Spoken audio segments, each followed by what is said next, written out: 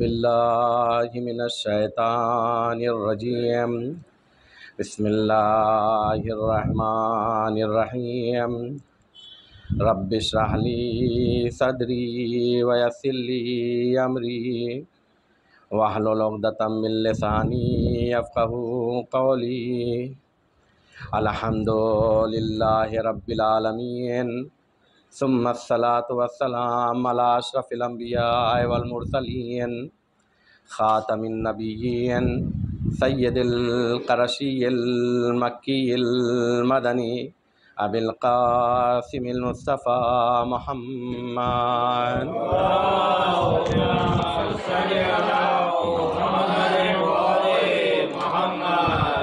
وعلى آل بیتہ الطیبین الطاہرین المعصومین المنتخبین المنتجبین اما بعد فقد قالت فاطمۃ الزہراء علیہ السلام انتم عباد اللہ نصب امرہ و نحیہ صلوات پڑھ دے بر محمد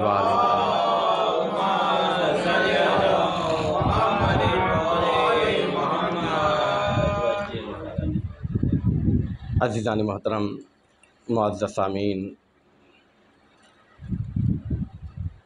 آپ سب کو علم ہے کہ کوشش یہ ہے کہ خطبہ فدکیہ کے چند جملات اسے سمجھیں اور اس پر عمل کرنے کی کوشش کریں، جبکہ ہونا یہ چاہیے تھا کہ ترتیب سے پورا خطبہ فدکیہ بیان کیا جاتا، لیکن چونکہ وقت بھی اتنا نہیں ہے، اس کے علاوہ جیسے قرآن 1400 سال ہو گئے تفسیریں ختم نہیں ہو رہی ہیں، بلکہ یوں کہا جائے جو معلوم ہے کہ تفسیریں لکھی گئی ہیں تقریباً 20,000 تفسیریں ہیں، اور نہ جانے کتنی تفسیریں لکھی جائیں گی، لیکن معانی قرآن ختم نہیں ہو رہے ہیں۔ ویسے ہی کلام زہرا بھی ہے کہ ہماری زندگی ختم ہو جائے گی، لیکن اس کے معانی، اس کی توضیحات، اس کے وہ معارف کے جہاں تک پہنچنا چاہیے انسان پہنچ نہیں سکتا ہے۔ پھر بھی قانون یہ ہے کہ اگر ایک کام پورا نہیں کر سکتے ہیں تو پورا چھوڑ بھی نہیں دینا چاہیے، بلکہ جتنی کیپیسٹی ہے اتنا انسان کو کرنا چاہیے۔ ایسا نہیں ہے کہ پیاس لگی ہو اور ایک ڈرم پانی ہو تو ہم کھڑے ہو کے کہیں یہ تو پی نہیں سکتے ہیں لہذا نہیں پئیں گے، بلکہ عقل مندی کیا ہے، آپ کی جتنی طاقت ہے، آپ کا جتنا پیٹ ہے اتنا آپ پیجئے، کیونکہ اس کے علاوہ اگر دوسری طرف گئے تو پھر ہم میں اور جانوروں میں فرق کیا رہ جائے گا۔ اشارہ کر رہا ہوں، صرف سمجھنا آپ کا کام ہے، کیونکہ جو بے عقل جانور کہا جاتا ہے، جسے قرآن میں سورہ جمعہ میں بھی ہم لوگ مثل الذین حملوا التوراۃ ثم لم يحملوها كمثل الحمار يحمل اسفارا، اس کے بارے میں ابتدائی میں کہتا چلوں، کہتے ہیں برسات میں وہ دبلا ہو جاتا ہے، گرمی میں وہ موٹا ہو جاتا ہے۔ تو ایسا کیسے ہے؟ برسات میں تو گھاس زیادہ ہے، تو کہتے ہیں وہ اتنی گھاس دیکھ کے کہتا ہے میں کیسے کھا پاؤں گا، اسی ٹینشن میں وہ ختم ہو جاتا ہے۔ تو یہ کام عقل مندی نہیں ہے کہ اتنا کام کیسے، نہیں کہا جتنی ہماری کیپیسٹی ہے، کیونکہ انسان ہیں، اشرف المخلوقات ہیں اور راہ ہدایت پر لانے کے لیے آل محمد آئے ہوئے ہیں، لہذا انہوں نے بتایا ہے کہ کس طریقے سے زندگی گزارنا ہے۔ تو اسی فکر کے ساتھ چند فراد اور چند جملات کی جانب متوجہ ہونے کی کوشش کر رہے ہیں۔ آج چونکہ میں نے اس سے پہلے کے جو جلسات میں گفتگو کی، پہلے دن یہ گفتگو ہوئی تھی بی بی زہرا گھر سے جب نکلی ہیں خطبہ دینے کے لیے، جب آئی ہیں تو آنے کا انداز کیا تھا، چونکہ ہر مجلس کا ایک عنوان دینا چاہا۔ اس کے بعد جو گفتگو کی تھی کہ رسول اسلام کے ذریعے سے اللہ نے امت کو کہاں سے کہاں پہنچایا، یعنی بی بی زہرا نے متوجہ کیا کہ ہمارے بابا کے ذریعے سے اللہ نے تمہیں عطا کیا کیا ہے۔ اس کے بعد کل ہماری گفتگو ہوئی تھی، بی بی زہرا نے قرآن کی جانب اشارہ کیا اور یہ بتایا کہ قرآن میں اللہ نے تقریباً 20 احکام بیان کیے ہیں، جو بی بی نے ان احکامات کو لے کر خطبہ فدقیہ میں اشارہ کیا۔ اور میں نے یہ بھی کہا تھا کہ اتنا خیال رکھیے گا کہ اس میں جو ریزنز بتائے گئے ہیں وہ اہم ترین ریزن بتائے گئے ہیں، ورنہ یہی ہے صرف، یہ نہیں کہا جا سکتا ہے۔ اسی لیے ایک کتاب ہمارے پاس پائی جاتی ہے جسے ہم علل الشرائع کہتے ہیں، تو اس میں بہت سے احکام کی علتیں بیان کی گئی ہیں۔ تو اس کا مطلب نہیں کہ بس یہی علت ہے اور اس کے بعد کچھ نہیں ہے، کہانی روایات کے ضمن میں آ کر ہم نے جو دیکھا ہے، ان روایات میں جو اشارہ ہوا ہے اس کی وجہ سے بتایا ہے کہ نماز اس چیز کا فائدہ پہنچاتی ہے، روزہ فلاں چیز کا فائدہ پہنچاتا ہے، حج فلاں چیز کا فائدہ پہنچاتا ہے۔ تو کل میں نے اشارہ کیا تھا ایک دو جملات کی جانب کہ بی بی زہرا نے کہا ہے نماز کو اللہ نے اس لیے قرار دیا تاکہ تکبر اور گھمنڈ سے بچایا جا سکے۔ حج کس لیے واجب کیا؟ تاکہ دین میں تثبیت آ سکے۔ اسی طریقے سے وہ پورے احکام بتائے تھے کہ والدین کی نیکی کا حکم اس لیے دیا تاکہ غضب الہی سے بچایا جا سکے۔ آج ہمارا جو عنوان گفتگو ہے وہ یہ کہ قرآن کی چند خصوصیات کے بارے میں بی بی زہرا نے اشارہ کیا ہے۔ ہم کوشش کریں گے کہ قرآن صامت اور قرآن ناطق دونوں کو لے کر چلیں گے کہ ان کی کیا خصوصیات ہے اور دونوں کا کام، وجہ اشتراک دونوں کے اندر پائی جاتی ہے، یا یوں کہہ دے کہ اشتراک تو وہاں پایا جاتا ہے جہاں پر دو چیزیں الگ ہوتی ہیں۔ غور کیجئے گا، مثلا میں یہ کہوں کہ یہ روم اس روم کی طرح سے ہے تو گویا دو روم ہے، تبھی کہتے یہ اس کی طرح سے ہے، جبکہ اہل بیت و قرآن تو حقیقت میں ایک وجود ہے۔ پھر یہ کہنا کہ یہ اس طرح سے ہے، لیکن چونکہ ہمارے معارف ہماری سمجھ چکے بہت ہی کم ہے، اس وجہ سے بعض جگہوں پر ہم یہ دیکھتے ہیں کہ قرآن الگ ہے، اہل بیت الگ ہے، ورنہ مولا نے جنگ میں اشارہ کر کے کہا تھا، یاد ہوگا جب قرآن بلند کیا گیا تھا تو کہا تھا قرآن میں ہوں۔ یہ کہنا بتاتا ہے کہ قرآن الگ کوئی چیز نہیں ہے۔ اور میں اگر موضوع سے نہ نکلوں تو صرف اتنا کہہ دوں، اشارہ کرتے ہوئے، بہت پھیلاؤں گا نہیں، کہ یاد رکھیے کہ ہر چیز کا چار وجود ہوتا ہے۔ تھوڑا سا توجہ کیجیے گا، کسی بھی چیز کا چار وجود ہوتا ہے۔ ایک وجود وجود ذہنی ہوتا ہے، ایک وجود وجود قدبی ہوتا ہے، ایک وجود وجود لفظی ہوتا ہے، ایک وجود وجود حقیقی ہوتا ہے۔ غور کیجیے گا، چار وجود ہوتے ہیں۔ مثلا یہی ٹیبلٹ میرے پاس ہے، اس کا ایک وجود ہے کہ میں بورڈ پر لکھ دوں تو اسے وجود قدبی کہا جاتا ہے، کہ ٹیبلٹ میں نے لکھ دیا تو ٹیبلٹ کہیں گے جو لکھا گیا ہے، آپ پڑھیں گے تو وہ لکھا ہوا کیا ہے؟ ٹیبلٹ۔ کہا یہ وجود وجود قدبی ہے۔ وجود ذہنی کیا ہے؟ جو باہر ہے اسی کی تصویر ہمارے ذہن میں ہے، اسے وجود ذہنی کہا جاتا ہے۔ وجود لفظی یہ ہے کہ جو میں زبان سے کہہ رہا ہوں وہ وجود وجود لفظی ہے۔ وجود حقیقی کیا ہے؟ میں آپ کے ہاتھ میں یہ ٹیبلٹ دے دوں، کہیں گے یہ حقیقت میں ٹیبلٹ ہے۔ قانون یہ ہے کہ ہر چیز کا چار وجود ہوتا ہے۔ جب یہ قانون ہے تو پھر چلتے ہیں قرآن کے سلسلے سے، قرآن کا بھی چار وجود ہونا چاہیے یا نہیں ہونا چاہیے؟ وجود ذہنی کیا ہے؟ جو ہم آیتوں کو یاد کرتے ہیں، قرآن کو یاد کرتے ہیں، وہ وجود ذہنی ہے یا نہیں ہے جو ہمارے ذہن میں قرآن ہے؟ اسی طریقے سے جو ہم زبان پر لے کر آتے ہیں، تلاوت کرتے ہیں، یہ وجود وجود لفظی ہے یا نہیں ہے؟ وجود قدبی کیا ہے؟ کہا اگر لکھ دیا جائے تو وہ وجود وجود قدبی کہا جاتا ہے، یعنی لکھا ہوا۔ اب ہم کہیں گے کہ وجود حقیقی قرآن لے کر آؤ تو آپ ہمارے ہاتھ میں قرآن رکھ دیں گے تو میں کہوں گا یہ تو وجود وجود قدبی ہوا، وجود حقیقی کہا ہوا۔ تو کہا اب ماننا پڑے گا، جب قانون یہ ہے کہ ہر شے کے چار وجود ہوتا ہے تو قرآن کا وجود حقیقی کیا ہے؟ تب اہل بیت کا وہ جملہ نظر آتا ہے کہ ہم حقیقت قرآن ہیں۔ کیوں؟ اس لیے کہ وجود حقیقی قرآن آل محمد ہیں۔ صلوات پڑھ دے بر محمد و آل محمد۔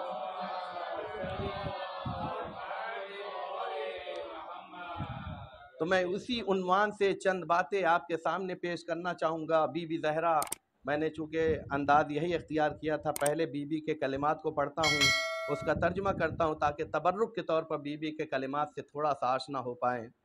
بی بی کہتی ہیں انتم عباد اللہ، تم سب کے سب مخلوق خدا ہو۔ غور کیجئے گا، میں نے عباد کا معنی مخلوق کیا ہے یہاں پر،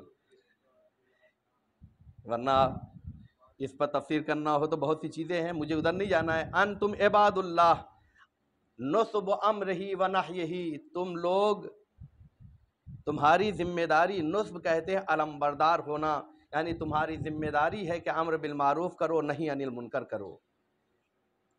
اب پھر یہاں پر رک کے میں ایک گفتگو کرنا چاہ رہا ہوں۔ دیکھیں، میں ایک تھیسیس لکھ رہا تھا تو اس میں میرا عنوان ہی یہی تھا کہ امت اسلامی اور امت غیر اسلامی، امت یہود میں کیا وجہ اشتراک پایا جاتا ہے، کیا وجہ افتراق پایا جاتا ہے۔ تو بہت سی چیزیں بیان کی ہے کہ اس وجہ سے امت اسلامی زیادہ افضلیت رکھتی ہے کیونکہ امت اسلامی کی کتاب ناسخ ہے، منسوخ نہیں ہے، یعنی تا قیامت اس کی کتاب رہنے والی ہے، جبکہ ان کی کتابیں ختم ہو گئی، اس کا زمانہ ختم ہو گیا ہے یا نہیں ہے، لیکن قرآن ہمیشہ رہے گا یا نہیں رہے گا۔ اسی طریقے سے بہت سی چیزیں میں نے بیان کی، اس میں ایک چیز یہ تھی کہ خود قرآن میں اللہ کہتا ہے کنتم خیر امت اخرجت للناس، تمہیں ہم نے سب سے بہتر بنایا ہے، چونکہ تم کیا کرتے ہو، ان آمر بالمعروف و انہا عن المنکر، تمہاری خصوصیت یہ ہے کہ تم اچھائیوں کا حکم دیتے ہو، برائیوں سے روکتے ہو، یعنی ایک اچھا اور اچھی قوم ہونے کے لیے ضروری یہ ہے کہ وہ اچھائیوں کی طرف دعوت دے، برائیوں سے روکے۔ یہ اچھی ہونے کی قوم کی دلیل ہو سکتی ہے۔ بی بی یہی بتانا چاہ رہی ہیں، جب قوم کی علامت یہ ہے کہ وہ اچھائی کی طرف دعوت دے، برائی سے روکے، تو تم بھی تو مخلوق خدا ہو، تمہیں اچھا ہونا چاہیے نہیں ہونا چاہیے؟ تمہارا کام کیا ہے؟ تم اچھائیوں کی دعوت دو، برائیوں سے روکو۔ اس کے بعد بھی کہتی ہیں وَحَمْلَةُ دِينِهِ وَوَحْيِهِ، اور تم دین کے ذمہ دار ہو، وحی خدا تمہارے پاس آتی ہے۔ اس کے بعد پھر بی بی کہتی ہیں وَأُمَنَاءُ اللَّهِ عَلَىٰ أَنفُسِكُمْ، اور تم لوگ اللہ کی جانب سے امین قرار دیے گئے ہو۔ امناء اللہ علی انفسکم وبلغاؤہ الی الامم، اور تمہاری ذمہ داری یہ ہے کہ تم دوسری امتوں اور دوسری مخلوق تک اور دوسرے لوگوں تک دین اسلام کا پیغام پہنچاؤ۔ یہ بی بی کہہ رہی ذمہ داری۔ اس کے بعد پھر بی بی کہتی ہیں وَزَعِیمُ حَقٌ لَہُ فِیکُم، اور کہہ رہے ہیں بی بی کا جملہ زعیم حق، یعنی حق کا نگہبان۔ زعیم حق مولا کا ایک لقب ہے۔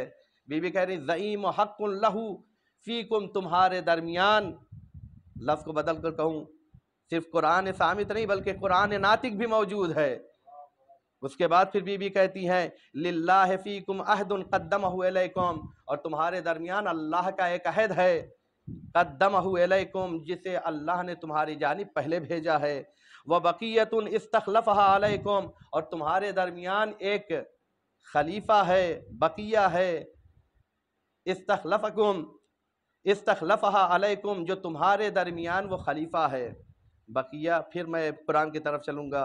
امام زمانہ کے سلسلے سے جب آیتیں دیکھی جاتی ہیں تو قرآن میں ایک آیت ملتی ہے بقیت اللہ خیر لکم ان کنتم مؤمنین، بقیہ خدا، تو بقیہ خدا سے مراد کون ہے؟ کہا امام یاسر ہیں، تو بقیہ یعنی حجت خدا تمہارے درمیان ہے۔ یہ بی بی اشارہ کر رہی ہیں۔ اس کے بعد پھر کہتی ہیں جو ہمارا آج کا موضوع ہے، بی بی کہتی کتاب اللہ الناطق، کتاب خدا جو بولنے والی ہے۔ اس کے بعد والقرآن الصادق، تمہارے درمیان صرف بولنے والی کتاب نہیں بلکہ ایسا قرآن ہے جو صادق ہے۔ اب دیکھیے گا، صرف کتاب نہیں کہا ہے بی بی نے، کتاب کے ساتھ ساتھ ایک ایک صفت بیان کی ہے۔ کیا کہا ہے؟ والقرآن الصادق۔ اس کے بعد بی بی کہتی ہیں والنور الساطع، اور ایسی کتاب ہے کہ جس کا نور پھیل رہا ہے۔ اس کے بعد بی بی کہتی ہیں والضیاء اللامع، جس کی روشنی چمک رکھتی ہے، صرف روشن نہیں ہے بلکہ بہت زیادہ کرنیں پھیلی ہوئی ہیں۔ بینۃ بصائرہ، اس کے جتنی بھی باتیں اور دروس ہیں وہ عبرت والے ہیں۔ غور سے کیجئے گا، مولا کائنات، پھر چلتے ہیں رگاہ مولا میں۔ مولا کیا کہتے ہیں کہ دنیا کے سلسلے سے کہ ما اکثر العبر واقل الاعتبار، دنیا میں کتنی ہی عبرتیں ہیں لیکن عبرت حاصل کرنے والے کم ہیں۔ دنیا کی ہر شے انسان کو درس خدا دیتی ہے، عبرتیں ہیں۔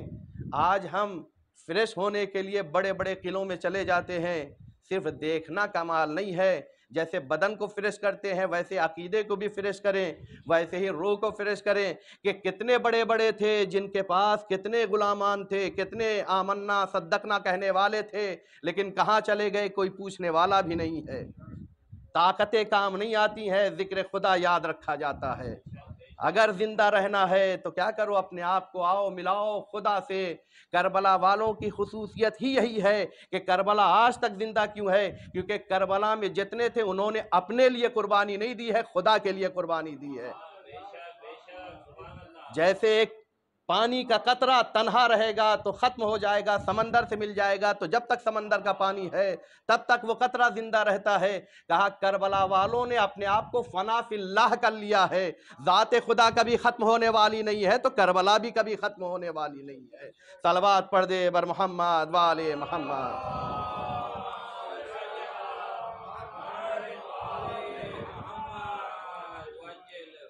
منکشفۃ سرائرہ، اس کے راز روشن ہیں، تھے راز۔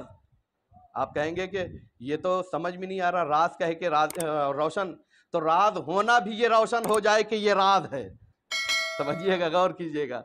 راز ہونا کہ یہ چیز راز ہے، جیسے میں کہوں یہ پانی ہے تو میرے لیے پتہ ہو جانا چاہیے یہ پانی ہے، ورنہ ہو سکتا ہے کولڈ ڈرنک ہو جائے، کیوں؟ اس لیے کہ یہ کشف ہو جانا، تو راز ہونا بھی راز ہے، یہ منکشف ہونا چاہیے۔ لیکن راز کو بتانے والے آل محمد ہیں، کیوں؟ اس لیے کہ قرآن کے مفسر کون ہیں؟ آل محمد ہیں۔ اس کے بعد بی بی کہتی ہیں کہ متجلیۃ ظواہرہ، اس قرآن کے جو ظاہر ہے وہ روشن ہے، متجلی یعنی جلی یعنی چھپے ہوئے نہیں ہیں۔ اس کے بعد بی بی کہتی ہیں مقتبتۃ بہ اشیاءہ، اور اس پر جو چلنے والے ہیں دنیا ان سے غبطہ کرنے والی ہے۔ غور کیجئے گا، بی بی کا جملہ ہے، بی بی بتا رہی ہیں غبطہ کسے کہتے ہیں۔ دیکھیں دو چیزیں، ایک ہے جیلیسی حسد اور ایک ہے غبطہ۔ اسلام جیلیسی کی اجازت نہیں دیتا ہے، کیوں؟ اس لیے کہ جیلیسی میں انسان خود کو ختم کر لیتا ہے۔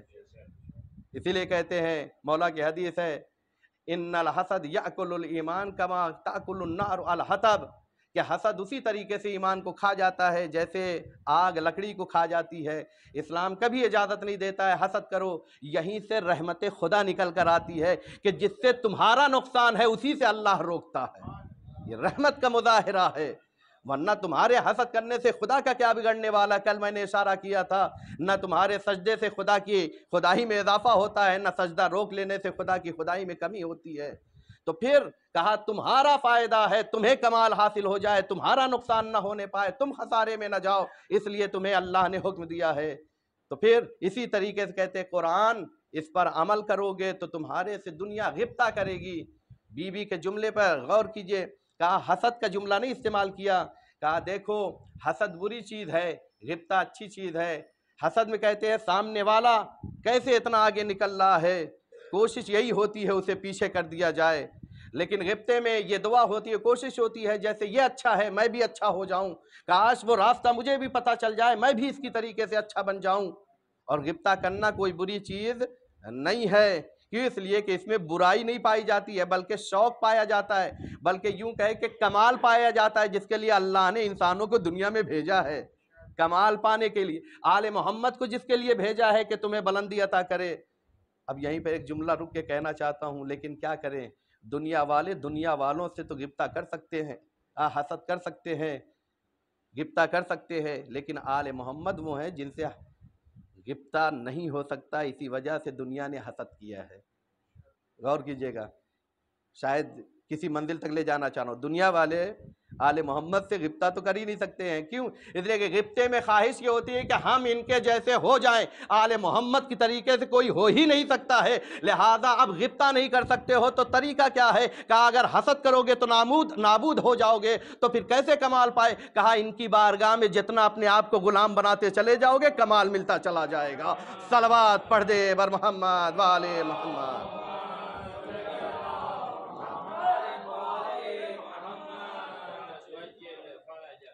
اور یہ کتاب ایسی ہے وَالنُّورُ السَّاطِعُ، اس کا نور کیا ہو رہا ہے؟ کہہ رہے ہیں پھیل رہا ہے، وَالضِّيَاءُ اللَّامِ، اس کی روشنی بھی بہت زیادہ بکھری ہوئی ہے، بَيِّنَةٌ بَصَائِرُ مُنْكَشَفَةٌ۔ اس کے بعد پھر بی بی کہتی ہیں قَائِدٌ إِلَى الرِّضْوَانِ اتِّبَاعُهُ، اور اس قرآن کی پیروی کرنے والے کو یہ قرآن رضوان جنت اور رضوان تک لے جاتا ہے، یعنی جنت کا راستہ دکھاتی ہے یہ کتاب۔ مُعَدَّ إِلَى النَّجَاةِ اسْمَعُهُ، اور جو اس قرآن کو سنتا ہے قرآن اسے جنت کی طرف لے جاتا ہے۔ مُعَدَّ یعنی پہنچانا، قرآن کو جو سنتا ہے وہ کہاں پہنچتا ہے؟ إِلَى الْجَنَّةِ مُعَدَّ إِلَى النِّجَاةِ، نجات کی جانب جاتا ہے، نجات پاتا ہے، یعنی کیا؟ وہ جنت پا لیتا ہے۔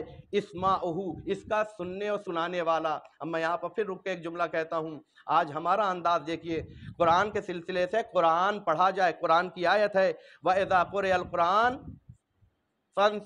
فَانصِتُوا وَاسْمَعُوا، قرآن جب پڑھا جائے وَأَنصِتُوا لَهُ، کیا کرو؟ خاموش ہو جاؤ اور اس کے بعد اسے سنو۔ یعنی قانون یہ ہے کہ قرآن کی تلاوت ہو، قرآن کی آواز ہو تو تم کیا کرو؟ خاموش ہو جاؤ، خاموشی کے بعد سنو۔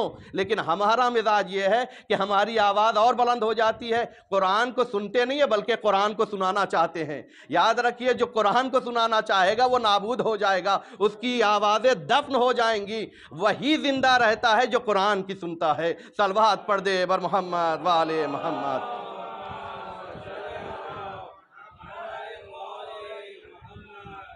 اس کے بعد بی بی کہتی ہیں بہی تنال حجج اللہ المنورہ، اسی قرآن کے ذریعے سے اللہ کی روشن دلیلوں تک پہنچا جاتا ہے۔ اس کے بعد بی بی کہتی ہیں وَعَزَائِمُهُ الْمُفَسِّرَةُ، اور اس کے واجبات واضح طور پر بیان کیے گئے ہیں۔ عزائم یعنی واجبات یہاں پر معنی کیا ہے۔ وَبَيِّنَاتُهُ الْجَالِيَةُ، اور اس کی جتنی بھی دلیلیں ہیں وہ روشن ہے۔ جلی ہونا، جالیہ اسی سے کہا ہے، عین والا نہیں ہے کہ جس سے کہا جائے نقلی بنا ہے، جالیہ جلی ہونا یعنی روشن ہے۔ اس کے بعد براہینہ الکافیہ، اس قرآن کی جتنی دلیلیں ہیں وہ کافی ہے، پھر اس کے بعد کوئی دلیل لانے کی ضرورت نہیں ہے۔ یہی سے سمجھ لیجئے سامنے والے کہاں تھے، قرآن کی جتنی دلیلیں ہیں وہ کافی ہے۔ بی بی نے اپنے حق مانگنے کے لیے جب کہا کہ نبی میراث نہیں چھوڑتا ہے، بی بی نے قرآن کی آیتیں پڑھی، کہا قرآن کی دلیلیں وہ ہیں کہ جو کافی ہے۔ تم نے قرآن کو کافی کہا، پھر بھی کافی نظر نہیں آتا ہے۔ صلوات پڑھ دے بر محمد وآل محمد۔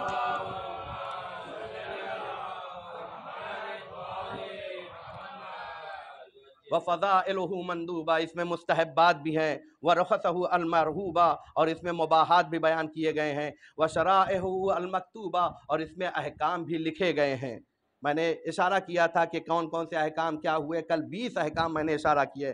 یہ بی بی کے کلمات کے جو ترجمے کی جانب میں نے متوجہ کیا، جان بوجھ کر کلمات پڑھے ہیں تاکہ بی بی کے کلمات سے تھوڑا سا، چونکہ کلمہ چاہے اس کا ترجمہ ہم نہ سمجھ پائیں پھر بھی وہ کلمہ جیسے قرآن فائدہ پہنچاتا ہے ویسے کلام معصومہ بھی ہمیں فائدہ پہنچاتا ہے، لیکن سمجھ لیں گے تو اور فائدہ ہوگا، لہذا کوشش کریں گے سمجھنے کے لیے۔ اس میں بی بی نے چند چیزوں کی جانب اشارہ کیا۔ پہلی ذمہ داری بتائی کہ تمہارا کام کیا ہے، امر بالمعروف کرنا، نہی عن المنکر کرنا۔ تمہارا کام یہ ہے کہ تم اچھائیوں کی طرف بلاؤ، برائیوں سے روکو، لیکن تم تو خود ایسے ہو گئے ہو جو اچھائیوں کو چھوڑ رہے ہو، برائیوں کے راستے پر چل رہے ہو۔ ذرا آپ سمجھیے گا کیا کہا، تمہارا کیوں؟ اس لیے کہ انہوں نے کس کو چھوڑا تھا؟ حجت خدا کو چھوڑا، قرآن ناطق کو چھوڑا، یا الفاظ کو بدل کر کہوں غدیر کو چھوڑا، کسی اور طرف چلے گئے۔ تو یہ کیا ہے؟ کہا تمہارا کام تھا، چونکہ رسول نے کہا تھا اسے پہنچایا جائے، تم تو اسے دفن کرنا چاہتے ہو، لہذا روایات میں ہے کہ جا کے آپ دیکھیے گا جو حاضر ہے وہ غائب تک پہنچائیں۔ یہ ذمہ داری تھی یا نہیں تھی؟ کہا قرآن میں بھی یہ بیان ہوا ہے، اللہ نے کہا ہے کہ تمہیں یہ ذمہ داری دی گئی ہے، احکام الہی کو لوگوں تک پہنچاؤ۔ لفظ بلغا بی بی نے استعمال کیا ہے، اور لفظ بلغا اللہ نے بھی استعمال کیا ہے جب ولایت کا اعلان کیا تھا۔ آپ دیکھیے کتنی ہم خوانی ہے، اللہ کی کنیز جب بولتی ہے تو انداز بھی قرآن والا ہوتا ہے۔ جہاں امانت کے پہنچانے کی بات ہوتی ہے وہاں لفظ تبلیغ کا استعمال کیا جاتا ہے۔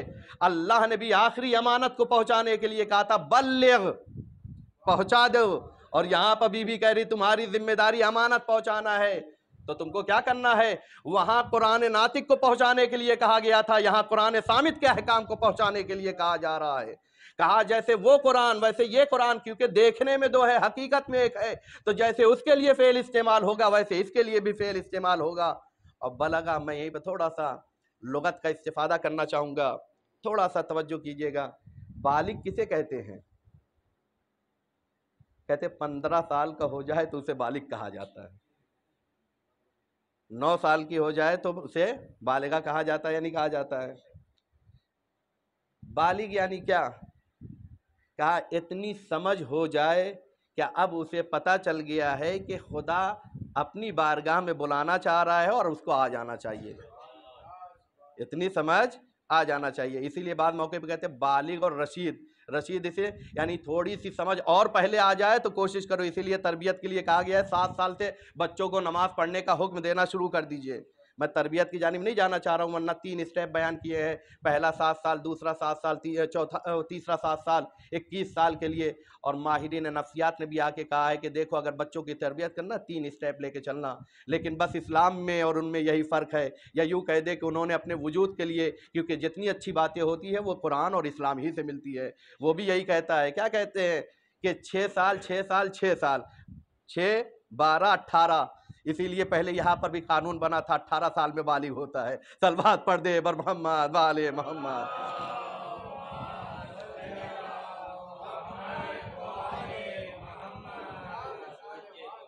صرف سوچنا ہے، غور کرنا ہے تھا یا نہیں تھا، لیکن بعد میں سمجھ میں آیا نہیں تو کہا بڑھا دو، کیونکہ اسلام کے ہاں سچائی ہوتی ہے، ہمارے ہاں سچائی نہیں ہوتی ہے۔ پھر بڑھا کے ابھی کہاں تک پہنچایا ہے، انہیں بھی معلوم ہے کہ اسلام کل بھی سچا تھا، آج بھی سچا ہے، ہم نے راستہ بدلا تھا۔ سائنس بدل سکتی ہے راستہ، لیکن قرآن کا قانون نہیں بدلا کرتا ہے۔ صلوات پڑھ دے بر محمد والے محمد۔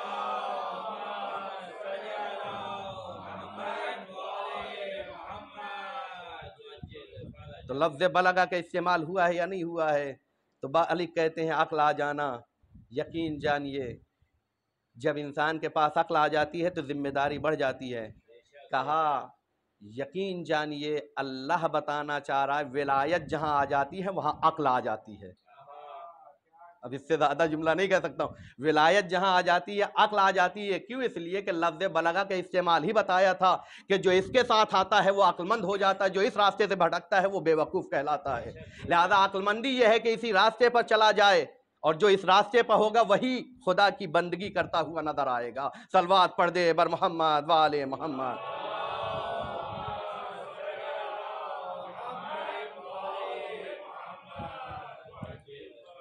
اس کے بعد بی کہتی ہیں کہ اللہ نے تم سے عہد لیا ہے اور وہ عہد تمہاری جانب بھیجا جا چکا ہے۔ اس میں مفسرین نے، تفسیر کرنے والوں نے بہت سی مثالیں، بہت سی باتیں بیان کی ہے۔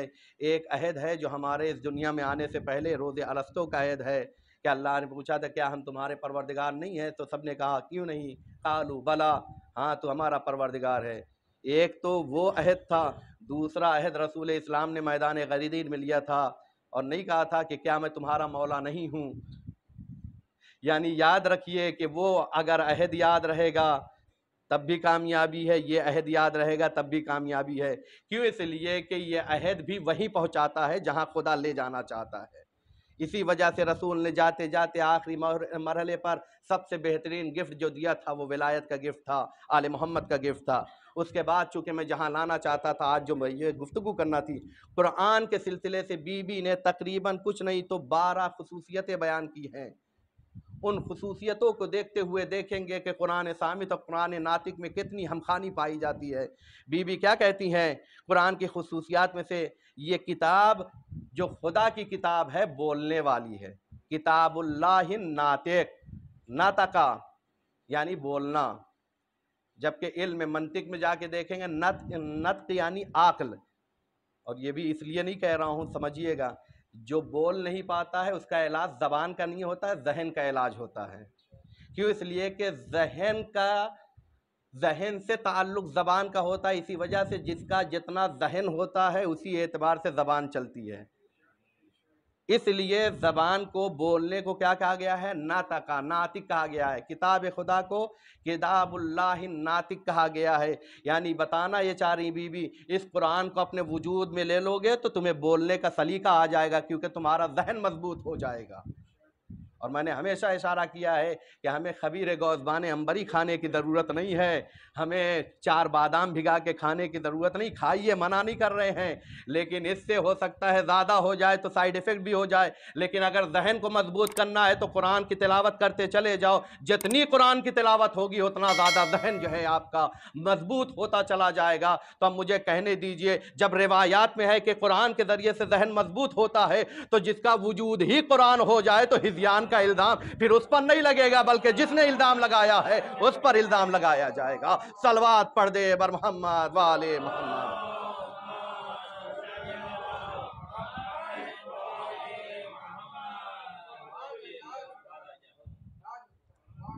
مولا کائنات اپنے آپ کو بھی کہتے ہیں انا ناطق۔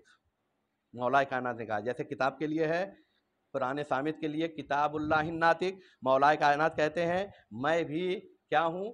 ناطق ہوں، بولنے والا ہوں، اور دونوں ایک ہی ہیں، کیونکہ رسول نے کہا ہے القرآن مال علی والعلی مال قرآن، قرآن علی کے ساتھ ہے اور علی قرآن کے ساتھ ہے۔ شاید بیوی بتانا چاہ رہی ہیں جب تک خاموش رہے تو دیکھو جو لکھا ہوا قرآن ہے، جب بولنے لگے تو مجسم علی نظر آتا ہے۔ یہ سمجھنے کی ضرورت ہے، جب بولے گا، اور کیوں نہ ہو جب خدا بولتا ہے تو لہجہ علی میں، تو کتاب خدا بولے گی تو زبان علی میں بول۔ صلوات پڑھ دے بر محمد والے محمد۔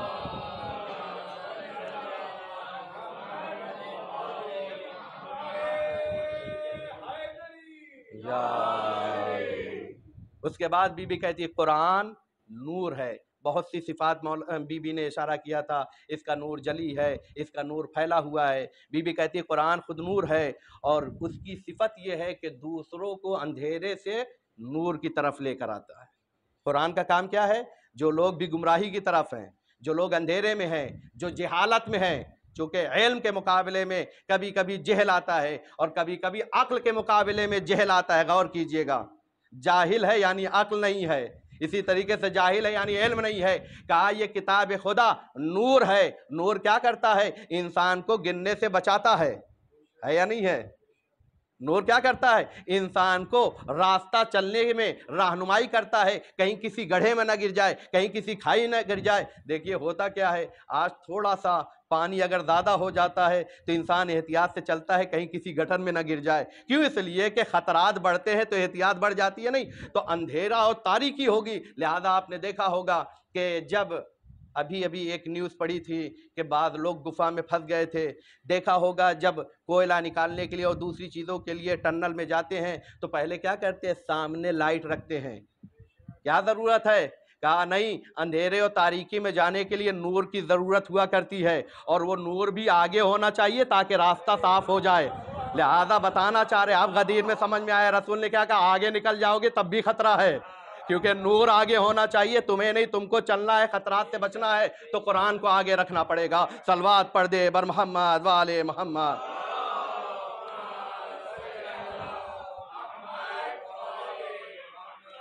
قرآن خود نور ہے، اندھیرے سے نکالتا ہے، انسان کو راہ ہدایت پر لے کر آتا ہے۔ جیسے قرآن کے لیے بی بی نے کہا یہ نور ہے، اندھیرے سے نکالتا ہے، یہ خاموش قرآن کے بارے میں ہے، بولنے والے قرآن کے سلسلے میں بھی ہے۔ رسول اسلام کہتے ہیں ان الحسین مصباح الہدی، یہ حسین چراغ ہے۔ چراغ کا کام کیا ہوتا ہے؟ قرآن جیسے نورانیت کی طرف لے کر آتا ہے گمراہی سے نکال کر، ویسے حسین بھی چراغ ہے جو گمراہی سے نکال کر ہدایت کے راستے پر لے کر آتا ہے۔ اور ہم نے دیکھا ایک شب مانگی ہی اس لیے کہ دیکھنے میں اندھیرا لگ رہا ہے، لیکن حسین اپنی محبت کی وہ چمک، محبت زہرا کی وہ کرن پھیلا رہے تھے جو حر سے جا کے ملنے کے بعد گمراہی سے نکال کر ایسے ہدایت کے راستے پہ لے کر آئے کہ جہاں پر علیہ السلام بن گئے اور زہرا کی امانت رومال ان کے سر کا تاج بن گئی۔ یہ ہے کمال جسے ان الحسین مصباح الہدی کہا جاتا ہے۔ تو جیسے قرآن گمراہی سے نکالتا ہے ویسے آل محمد بھی گمراہی سے نکالتے ہیں، کیوں؟ اس لیے کہ یہ نور ہیں۔ اب میں ایک جملہ کہنا چاہتا ہوں، ایک عالم دین کا واقعہ ہے اور معتبر ہے اس لیے پیش کر رہا ہوں۔ وہ کہتے ہیں اہل جنت جب جنت میں موجود ہوں گے تو جنت، اب آپ سے سوال کروں کہ وہاں روشنی کم ہوگی؟ پہلا سوال ہے اسی لیے میں کہتا ہوں قرآن پڑھیے، سورہ یاسین قلب قرآن ہے، اور بی بی زہرا کو ہدیہ کیا کیجئے، اسی میں ہے. یا سورہ رحمان پڑھیے، سورہ رحمان میں ہے فیہما جنتان، دو جنت ہے یا نہیں ہے؟ تو دو ہونے کے لیے دو کچھ نہ کچھ تو فرق ہونا چاہیے، بغیر فرق کے دو ہو ہی نہیں سکتا ہے، ایک ہی ہو جائے گا. دو ہے نہیں ہے تو کہا دو کیسے ہے؟ اللہ نے بھائی جب جو ایک دو بنا سکتا ہے وہ ایک ہی ایسی بناتا کہ دوسرے کی ضرورت نہ ہوتی. مولا نے یہ کہہ کے بتایا ہے. بعض لوگوں نے سخاوت کی بات کی تھی، کہا کہ یہ حاتم طائی اتنا سخی ہے کہ ایک دروازے سے نہیں 70 دروازے سے دیتا ہے. تو مولا نے کیا کہا؟ یہ سخاوت نہیں ہے، یہ تو اپنے آپ کو آگے بڑھانا ہے. ایک ہی دروازے سے کیوں نہیں اتنا دے دیتا کہ اسے 70 دروازے تک چل کے آنے کی ضرورت نہ ہو؟ کہا یا نہیں کہا ہے؟ کیونکہ قرآن یہی کرتا، آل محمد یہی کرتے ہیں کہ جسے ایک مرتبہ دے دیتے اتنا پرواز کرتا ہے، اتنا پرواز کرتا ہے کہ اسے سمجھ میں نہیں آتا حدیں کہاں تک ہے. سوچنے کی ضرورت ہے. تو قرآن کیا کرتا ہے؟ لے جاتا ہے کہ نہیں لے جاتا ہے ہدایت کی طرف. تو نور انسان کو ہدایت کی طرف لے جاتا ہے. کہا جنت میں اللہ نے کہا ہے دو جنتیں ہم نے بنائی ہے. تو دو جنت کیوں ہے؟ کہا ایک فرق یہ ہے، انسان جب جنت کی باتیں سنتا ہے تو ذہن میں بناتا ہے بہترین جنت یہ ہے. مثلا سب سے بہترین ایسی دنیا کی اگر سوچ لے تو وہی ہوگی، لیکن پھر بھی وہ اس کے ذہن کی پیداوار ہے یا نہیں ہے؟ سب سے بہترین قالین جو بھی دنیا کی ہو سکتی ہے وہ ذہن میں لے کر آئے وہی ہے یا نہیں ہے؟ لیکن پھر بھی وہ مخلوق انسانی ہے یا نہیں ہے؟ جتنی بھی نعمتیں تصور کر لے، کہا انسان کا ذہن محدود ہوتا ہے، جو بھی سوچا ہے اس نے محدود ہے، لیکن اللہ لا محدود ہے. اپنے بندوں کا احترام کرتے ہوئے جو سوچا ہے وہ بھی دے گا، اور جو اس کی قدرت ہے وہ بھی عطا کرے گا. تو ایک جنت تمہارے ذہنوں کی بنائی ہوئی اللہ تمہارے احترام میں دے گا، اور ایک جنت اللہ اپنی قدرت کے اعتبار سے عطا کرے گا. تو دو جنتیں ہیں، یہ ثابت کرنے کے لیے کہ جنت میں نور پھر یہ ہماری طریقے سے تو نہیں ہوگا. پھر ہر اعلیٰ قسم کا نور، وہاں اندھیرے کا تصور ہو سکتا ہے. کہتے ہیں اہل جنت بیٹھ کر گفتگو کر رہے ہوں گے، اچانک ایک نور آئے گا اور اس نور کی وجہ سے اہل جنت غش میں ہو جائیں گے، اور پھر جب اٹھیں گے تو سبحان اللہ کہتے ہوئے بیدار ہوں گے، اور اس کے بعد ایک جملہ کہیں گے یہ کیسا نور تھا کہ ہم اسے برداشت نہیں کر پائے. تو کہا یہ نور کوئی اور نور نہیں ہے بلکہ زہرا علی کے ساتھ بیٹھ کر گفتگو کر رہی تھی. علی نے ایک جملہ کہا، زہرا نے مسکرا دیا ہے، مسکرانے کی وجہ سے ان کے دندان مبارک سے جو نور نکلا ہے وہ جنت میں نور پھیلا دیا ہے. جنت میں نور کی کمی نہیں ہوتی ہے، لیکن زہرا کا نور وہ ہے جو جنت کے نور پر بھی حاوی نظر آتا ہے. تو جب ایک نور زہرا سے اتنی منور جنت ہو سکتی ہے تو زہرا کے وجود کو اگر انسان اپنے اندر اتار لے گا تو وہ دنیا میں بھی نورانی ہوگا اور جنت بھی اس کے ذریعے سے نورانی نظر آئے گی. صلوات پڑھ دے بر محمد والے محمد.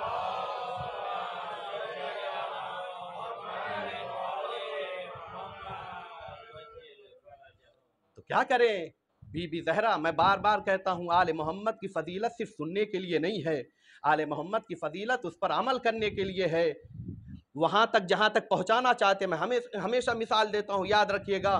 اگر میں ایک دوا لے کر ہاتھ پر رکھوں اور کہوں کتنی شائننگ والی ہے، کتنی اچھی ہے، اس کا کلر بہت اچھا ہے، اس کا میٹھا پن تو کیا کہنا، ماشاءاللہ، وہ تمام جتنی تعریف کہہ دیجئے، لیکن ہاتھ پر رکھے رہیے. جس مرض کے لیے دوا ہے نہ کھائیے تو فائدہ پہنچائے گی. کہا ضروری یہ ہے کہ اس دوا کو اپنے وجود میں اتاریے تاکہ فائدہ پہنچے. لیکن ہاں یہی فرق ہے کہ دنیا کی دوا جب تک اتارو گے نہیں فائدہ نہیں پہنچتی ہے، لیکن آل محمد کا ذکر سنو گے تب بھی فائدہ ہے، بیان کرو گے تب بھی فائدہ ہے. لیکن اگر وجود میں اتار لو گے تو اتنے اعلیٰ ہو جاؤ گے، فرشتے بھی کہیں گے تم نے کون سا ایسا عمل انجام دیا ہے، ہم پیچھے رہ گئے تم آگے نکل گئے ہو. اور وہ کب ہوگا؟ جب آل محمد کے کردار کو اپنے وجود میں اتارا جائے گا. لہذا کربلا والوں نے جب اتارا ہے تو چمکتے ہوئے ستارہ بن گئے ہیں. تو قرآن نور ہے، آل محمد بھی نور ہے. اس کے بعد پھر بی بی نے کہا ہے قرآن واضح دلیل ہے اور آشکار بھی ہے. انسان اپنی معرفت سے جتنا چاہتا ہے اتنا حاصل کرتا ہے. لہذا کہا جاتا ہے قرآن کو یہ سوچ کے نہیں یہ تو صرف اور صرف اہل بیت بتائیں گے، مولانا بتائیں گے یا ڈکشنری بتائیں، نہیں، قرآن کے پاس بیٹھیے. ہر کسی کی ذمہ داری ہے، کیونکہ قرآن کسی ایک کے لیے نہیں آیا ہے، پوری انسانیت کے لیے آیا ہے. ہر انسان سمجھنے کی کوشش کرے. بی بی زہرا اسی لیے کہتی ہے میں تمہاری دنیا سے 3 چیزیں پسند کرتی ہوں، اس میں سے ایک تلاوت قرآن ہے. بی بی نے قراءت قرآن نہیں کہا ہے، تلاوت قرآن کہا ہے. قراءت کہتے صرف پڑھ لینا نہ، تلاوت کہتے ہیں پڑھنا اور سمجھنا. بی بی کہہ رہی ہے سمجھو. میں یہاں پر اگر لفظ کو بدل دوں، چونکہ میں بہت زیادہ کھل کے پڑھنے کا عادی نہیں ہوں، دیکھیں پڑھا پورے مہینے جاتا ہے لیکن سمجھا نہیں جاتا ہے، لیکن مجلسوں میں صرف پڑھا نہیں جاتا ہے، سمجھا جاتا ہے، تو کہا ہمیں وہاں کی قرات نہیں بلکہ یہاں کی تلاوت چاہیے۔ صلوات پڑھ دے بر محمد وآل محمد۔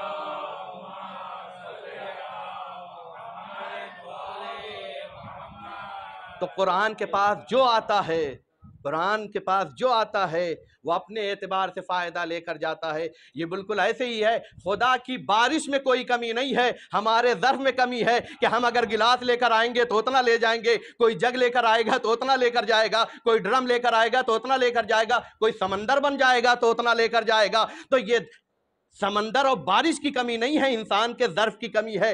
کہا آل محمد بھی جیسے قرآن جو جتنا آئے گا اتنا لے کر جائے گا، تبھی تو 20,000 قرآن کی تفسیریں لکھی جا رہی ہیں اور لکھی جائیں گی۔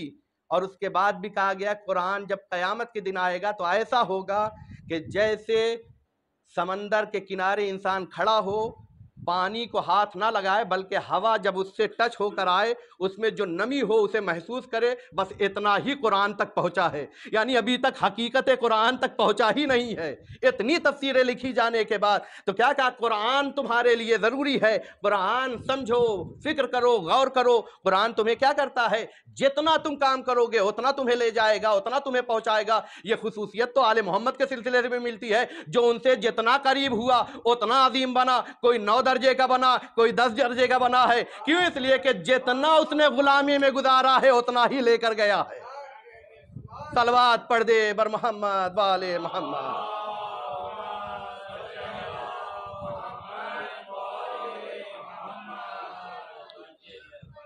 اسی طریقے سے بی بی نے کہا یہ کتاب ایسی ہے جس پر عمل کیا جائے گا تو لوگ غبطہ کریں گے۔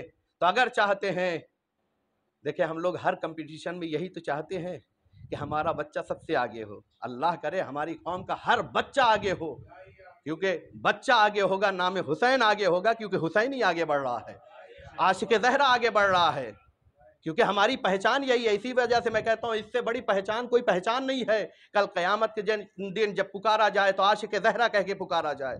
کیوں؟ اس لیے کہ یہ ایسا عنوان ہے جو انسان کو کامیابی عطا کرتا ہے۔ تو ہر قوم کا بچہ کمپٹیشن میں جائے، آگے نکلے۔ یہ صرف اپنے بچے کے بارے میں نہیں، ورنہ یہ سوچ بہت چھوٹی ہو جائے گی۔ آل محمد کہتے ہیں چھوٹی سوچ کے ساتھ مت جیا کرو، بڑی سوچ کے ساتھ جیا کرو، کیونکہ جو بڑی سوچ والے ہوتے ہیں وہی آگے نکلتے ہیں، چھوٹی سوچ والے پیچھے رہ جاتے ہیں۔ تو کیا کریں؟ آگے نکلیں۔ کہا بچے کمپٹیشن میں جاتے آگے نکلتے ہیں نہیں نکلتے؟ تمنا ہوتی ہے۔ کہا جیسے بچے کمپٹیشن میں جائیں آگے نکلنے کی تمنا ہوتی ہے، اسی اعتبار سے کہا مسلمانوں کو آگے نکلنا چاہیے، ہر قوم سے آگے ہونا چاہیے نہیں ہونا چاہیے؟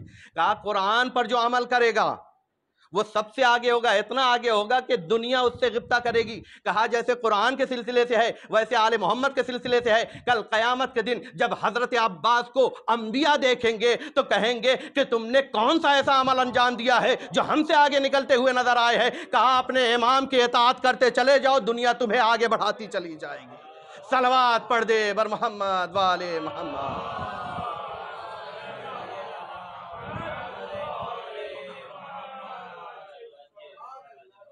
اسی طریقے سے ہے، قرآن ایسی کتاب ہے کہ اس کو پڑھا جائے، اس کو سنا جائے، اس پر عمل کیا جائے تو ہلاکت سے انسان کو بچاتی ہے۔ ہر انسان ہلاکت سے اپنے آپ کو بچانا چاہتا ہے، کیا کرے؟ دیکھیں ہلاکت بھی کئی طرح کی ہوتی ہے، جیسے موت کئی طرح کی ہوتی ہے۔ کبھی کبھی فکری اعتبار سے آدمی مر جاتا ہے، جب سوچنے کا اس کا مادہ ختم ہو جاتا ہے۔ ضمیر کے اعتبار سے انسان مر جاتا ہے کہ ایک تکلیف دہ انسان اگر بیٹھا ہوا ہے تکلیف میں ہے اور ہم وہیں سے گزر جائیں، اور آج پورا سماج اسی میں ہے، سیلفی پہلے بناتا ہے اور اس کے بعد فوٹو پہلے کھینچتا ہے، ڈاکٹر کے پاس بعد میں لے کر جاتا ہے۔ کیوں؟ اس لیے کہ ضمیر مردہ ہوتے جا رہے ہیں، جبکہ آل محمد نے اور کربلا نے پیغام دیا ہے انسانیت کو زندہ رکھنے کے لیے، جیسے تمہارا درد ہے ویسے ہر انسان کے درد کو درد سمجھو، پہلے اسے دور کرنے کی کوشش کرو۔ قرآن یہی کہتا ہے کہ تم قرآن پر عمل کرو گے تو انسانیت پاؤ گے، انسانیت پاؤ گے تو تم ہلاکت سے نکل جاؤ گے۔ جیسے قرآن انسان کو ہلاکت سے نکالتا ہے ویسے آل محمد بھی لوگوں کو ہلاکت سے نکالتے ہیں۔ کچھ نے اقرار کر لیا ہے، کچھ ابھی اقرار کرنے والے ہیں۔ صلوات پڑھ دے بر محمد وآل محمد۔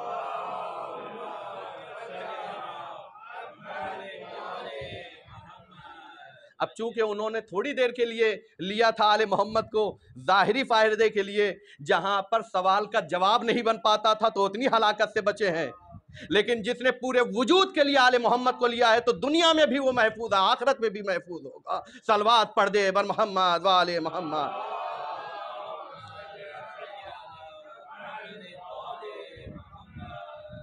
اس کے بعد بی بی کہتی ہے قرآن وہ کتاب ہے جس میں احکام الہی، نماز، روزہ، حج، زکوٰۃ، واجبات، تمام مستحبات، مباح سب بتائے گئے ہیں۔ اہل بیت بھی وہ ہیں کہ جنہوں نے آ کر کربلا میں ان احکام کو بچایا ہے۔ آپ غور کیجئے، قرآن اگر احکام کو بیان کرتا ہے تو آل محمد نے ان احکام کو اسی لیے کہا ہے کہ دین کی حفاظت آل محمد نے آ کے کی ہے، یا الفاظ کو بدل کر کہیں تو دین کی حفاظت خون ابو طالب نے کی ہے، کیونکہ ہر لمحے جہاں پر دین کی ضرورت ہوئی ہے۔ کیوں آئے تھے حسین کربلا میں؟ کیوں بی بی زہرا آئی تھی؟ صرف اس وجہ سے چونکہ دین، بی بی نے، میں نے اشارہ بھی کیا تھا، شاید مجھے یاد پڑ رہا ہے، آیت پڑھی تھی کہ اگر دین اسلام کے علاوہ کوئی دین لے کر آؤ گے تو اللہ اسے قبول نہیں کرتا ہے، اور دین اسلام مکمل ہی ہوتا ہے غدیر میں۔ تم نے علی کو چھوڑا، یعنی اسلام کے علاوہ کوئی اور دین لے کر جا رہے ہو، لہذا تم نابودی کی طرف جا رہے ہو۔ تو آل محمد نے آ کے دین، صحیح دین پہنچانا چاہا ہے۔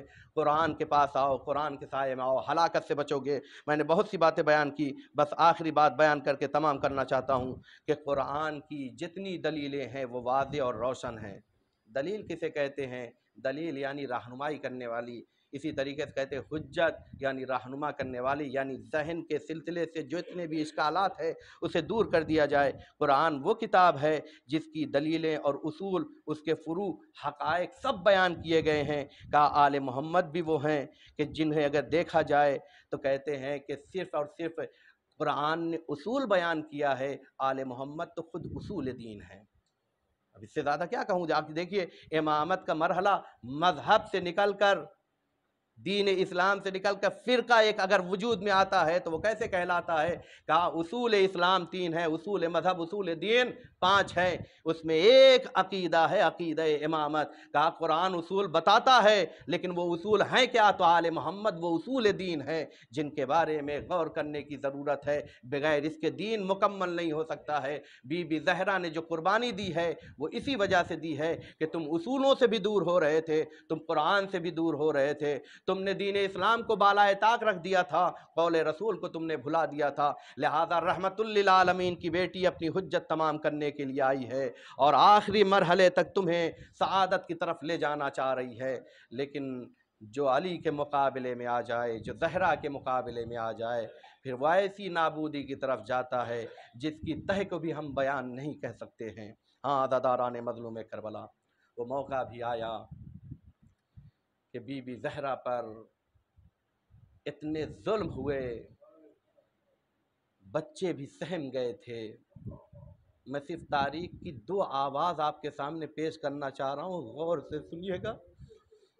یہ احساسات ہے جسے پیش کر رہا ہوں۔ روایت میں ملتا ہے کہ کربلا میں جب حسین کے اصحاب ایک ایک کر کے شہید ہو گئے، جب اعزا و اقربا کی باری آئی تو کبھی قاسم گئے، کبھی اون محمد گئے، لیکن ایک مرتبہ جب علی اکبر اجازت لے کر آئے ہیں، روایت میں ملتا ہے علی اکبر نے آواز دی، بابا آپ پر میرا آخری سلام ہو۔ روایت میں ملتا ہے کہ حسین بڑی تیزی سے چلے، کیا دیکھا؟ جوان بیٹا ہے جو ایڑیاں رگڑ رہا ہے۔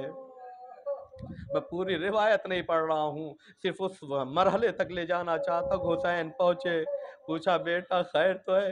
کہا بابا کلیجے میں برچھی کیانی ہے، اگر وہ نکل جاتی تو روح آسانی کے ساتھ نکل جاتی۔ روایت میں ملتا ہے حسین نے بڑی مظلومیت سے اس برچھی کیانی نکالی، ارے لیکن صرف برچھی کیانی نہیں آئی تھی، علی اکبر کا کلیجہ بھی باہر آ گیا، خون کا فوارہ جاری ہوا اور آخری ہچکی لی۔ علی اکبر کی آخری ہچکی تھی، حسین نے اپنے آپ کو علی اکبر پر گرا دیا۔ ارے اتنے میں ایک آواز بلند ہوئی، ارے حملہ کرو، حملہ کرو۔ اب حسین کو کون بچائے گا؟ جوان بیٹا بھی چلا گیا، اب تو حسین تنہا ہے۔ چلو حسین پر حملہ کرو، حسین کے خیمے پر حملہ کرو۔ ارے ایک آواز یہاں بلند ہوئی تھی، تاریخ میں ایک آواز اور بلند ہوئی تھی بعد وفات رسول اکرم۔ ارے دشمنوں نے آواز دی، ارے چلو زہرا کے گھر پر حملہ کرو، آؤ حملہ کرو۔ اب کون ہے جو زہرا کو بچائے گا؟ عزاداران مظلوم کربلا، آپ ذرا احساساتی طور پر صرف سوچئے گا، کہیں اگر کوئی آواز ضرورت سے زیادہ بڑھ جائے، گھر کے چھوٹے چھوٹے ننھے ننھے بچے سہم جاتے ہیں۔ ارے ایسا کہ وہاں پر زینب بھی ہے، ام کلثوم بھی ہے، حسین بھی ہے، حسن بھی ہے۔ ارے جب اتنوں کا مجمع آیا گیا ہوگا اور اس کے بعد در کو جلایا ہوگا، بے حرمتی ہوئی ہوگی، ننھے ننھے بچے، ارے زینب ام کلثوم تو ارے اپنے آپ کو ایک جگہ سہم کر سمٹ لے رہی ہوں گی۔ ارے بچائے تو کون بچائے؟ بچانے والی ماں بھی تو زخمی پڑی ہوئی ہے۔ بابا بچائے تو کیسے؟ علی کے گلے میں رسی باندھ کر۔ سَيَعْلَمُ الَّذِينَ ظَلَمُوا أَيَّ مُنقَلِبٍ يَنقَلِبُونَ